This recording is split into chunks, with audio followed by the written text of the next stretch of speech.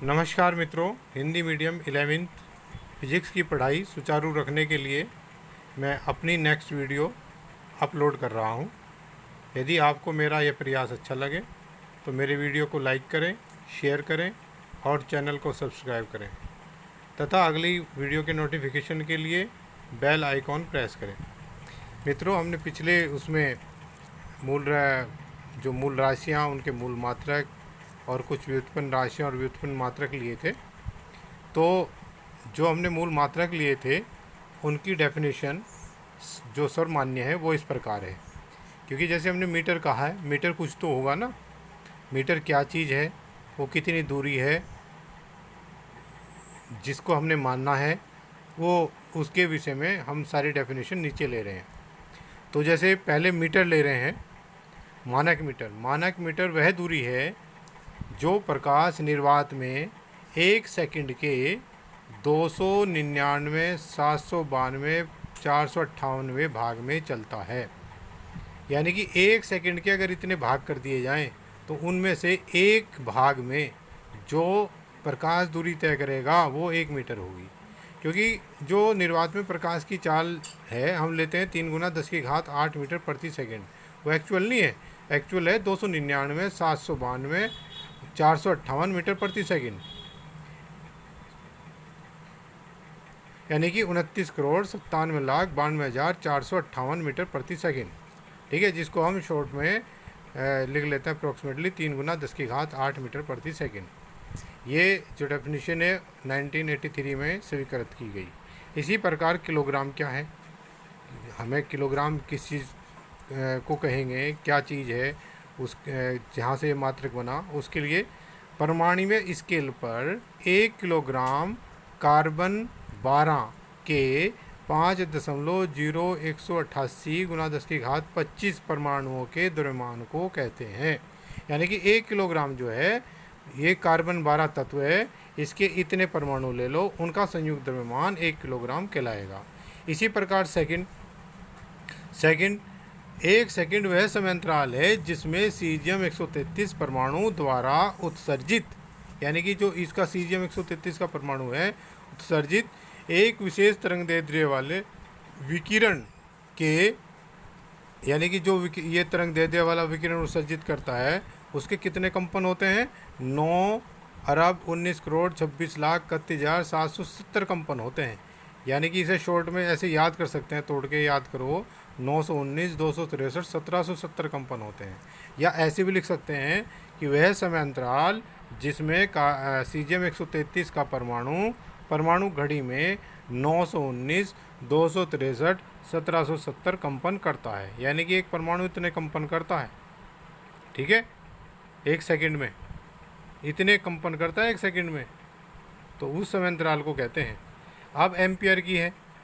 1 ampere विद्युत धारा वह धारा है, हमने कहा 1 एम्पियर विद्युत धारा, यानी कि एम्पियर क्या है, किसका मात्रक है? विद्युत धारा का। कितनी धारा है यह? 1 एम्पियर वह विद्युत धारा है जो निर्वात खाली स्थान में परस्पर 1 मीटर की दूरी पर, यानी कि 1 मीटर की दूरी पर, बीच की दूरी 1 मीटर, 2 सीधे तथा अनंत लंबाई के 2 समांतर एक समान चालकों में, यानी कि ये 2 तार हैं, अनंत लंबाई के हैं, एक जैसे हैं, समांतर हैं और 1 मीटर की दूरी पर हैं, में प्रवाहित किए जाने पर तारों के प्रति मीटर लंबाई पर तारों के बीच 2 × 10⁻⁻7 न्यूटन का बल उत्पन्न करती है। यानी कि जो तारों के बीच कितना न्यूटन का बल उत्पन्न हो जाएगा? 2 × 10⁻⁻7 न्यूटन का बल। ये हम 12th की फर्स्ट पार्ट में पढ़ेंगे कि ये बल कैसे लगता है। इसके बाद केल्विन जल के त्रिक बिंदु के ऊष्मागतिक ताप का 1/273.17वां भाग है। अब आते हैं आगे। ये मात्रक होता है कैंडेला ज्योति तीव्रता का। एक कैंडेला किसी दिशा में, फिर ध्यान से पढ़ें, एक कैंडेला किसी दिशा में 540 × 10⁻12 हर्ट्ज आवृत्ति वाले स्रोत की ज्योति तीव्रता है। एक कैंडेला किसकी ज्योति तीव्रता है? किसी दिशा में, दी हुई दिशा में 540 × 10⁻12 हर्ट्ज आवृत्ति वाले स्रोत की ज्योति तीव्रता। और ये क्या करता है, जो उस दिशा में 1/683 वाट प्रति स्टेरेडियन की विकिरण तीव्रता का एक वर्णीय प्रकाश उत्सर्जित करता है। कितनी तीव्रता का? 1/683 वाट प्रति स्टेरेडियन की विकिरण तीव्रता का एक वर्णीय, एक रंग का प्रकाश उत्सर्जित करता है। अब मोल के विषय में आ जाते हैं।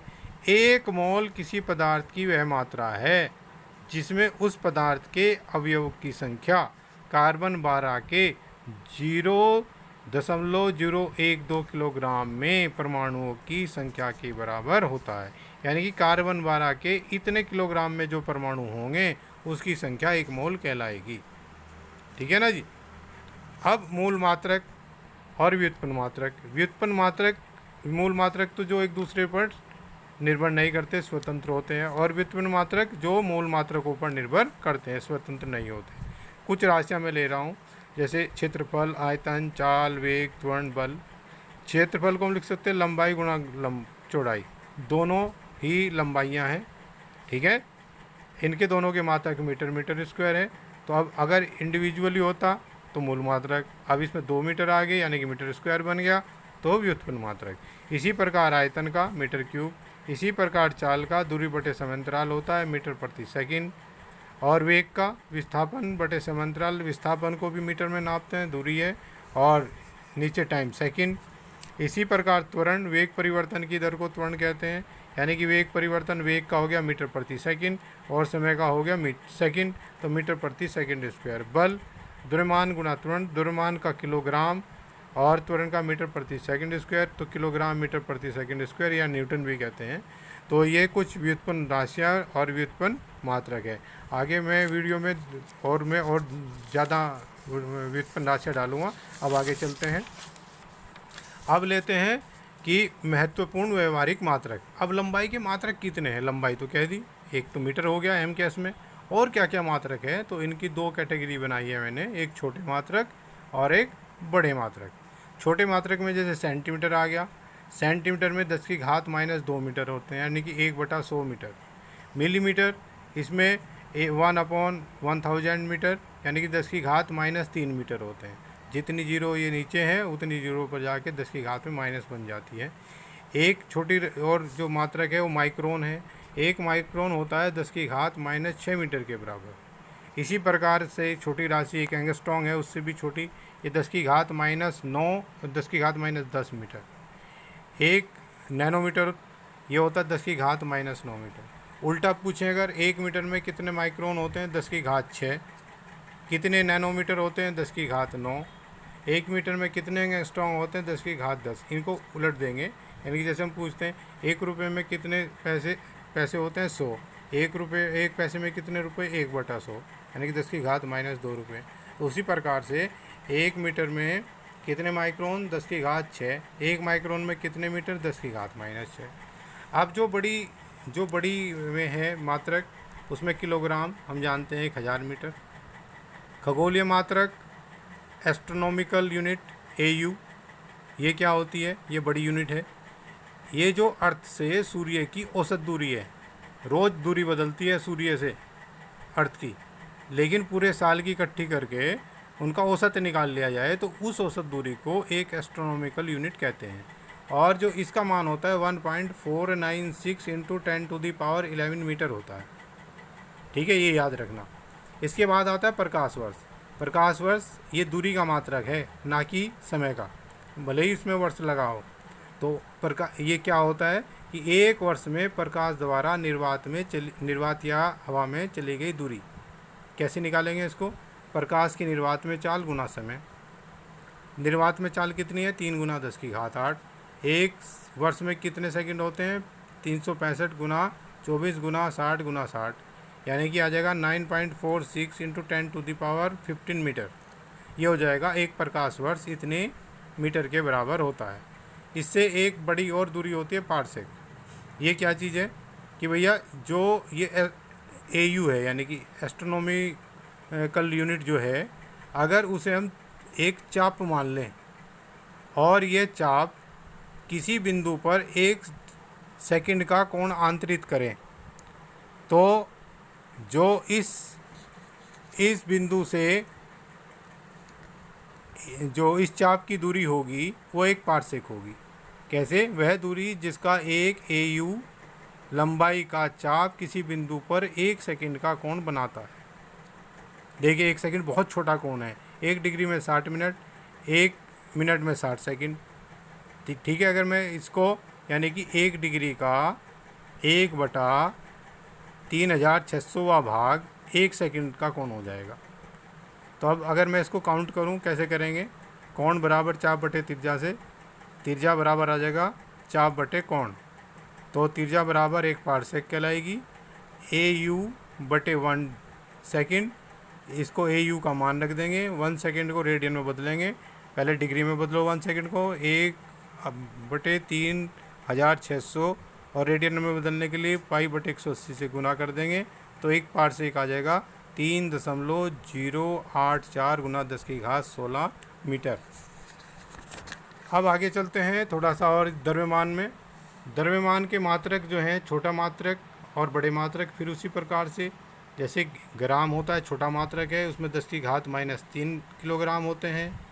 1 मिलीग्राम में 10⁻⁶ किलोग्राम, और 1 मिलीग्राम में ग्राम कितने होते हैं? 10⁻³ ग्राम।